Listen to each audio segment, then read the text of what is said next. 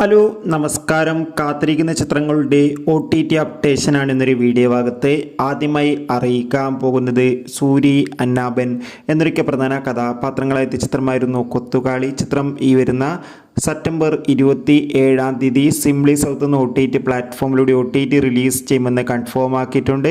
ചിത്രത്തിൻ്റെ OTT റിലീസിനായി നമുക്ക് കാത്തിരിക്കാം. ഷിജോ സണ്ണി ഒപ്പം ബേസിൽ ജോസഫ് എന്നൊക്കെ പ്രധാന കഥാപാത്രങ്ങളായെത്തിയ സൂപ്പർ ഹിറ്റ് ചിത്രമായിരുന്നു വാഴ.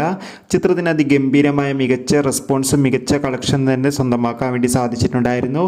ഇപ്പോൾ വാഴ എന്ന ചിത്രത്തിൻ്റെ OTT അവകാശത്തിൻ്റെ അപ്ഡേഷൻ ലഭിച്ചിട്ടുണ്ട്. ചിത്രത്തിൻ്റെ OTT അവകാശങ്ങളൊക്കെ ഡിസ്നി പ്ലസ്, ഹോട്ട്സ്റ്റാറും സാറ്റലൈറ്റ് അവകാശങ്ങൾ ഏഷ്യാനെറ്റ് സ്വന്തമാക്കിയെന്നും ചിത്രം ഉടൻ തന്നെ OTT റിലീസ് ചെയ്യുമെന്നാണ് അറിയാൻ വേണ്ടി സാധിച്ചിട്ടുള്ളത്.